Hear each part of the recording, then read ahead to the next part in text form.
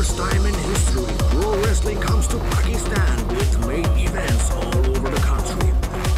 Wrestling के शायकीन हो जाएं तैयार, बुध से शुरू होगी मार धाड़। प्रो रेसलिंग के मुकाबले कल से कराची में होंगे। हंगरी और अमेरिका समेत कई ममालिक से 19 रेसलर्स कराची पहुंच गए हैं। मेहमान पहलवानों में 4 खवातीन भी शामिल हैं। KMC स्पोर्ट्स कॉम्प्लेक्स पर शुरू होने वाले सिंगल मुकाबलों में वेड बैरेट, रॉयल रंबल और खवातीन रेसलर्स आमने सामने होंगी। सिक्योरिटी से मुतमईन रेसलर्स कराची आकर खुश हैं और अच्छे मुकाबलों की उम्मीद कर रहे हैं।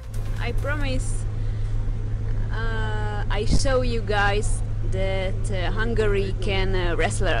पाकिस्तान में पहली बार ये ऐसा इवेंट होने जा रहा है, तो जरूर ना कोच को सपोर्ट करना और इंशाल्लाह ताला हम पूरी दुनिया को बता देंगे हम भी पाकिस्तानी किसी से कम नहीं। Make sure you're there. Make sure you book your ticket because I'm going to be right there in the ring watching you all, man. Make sure you're there, man. I'm going to be watching you, brother. Karachi के बाद लाहौर और इस्लामाबाद में भी professional wrestling के मुकाबले होंगे।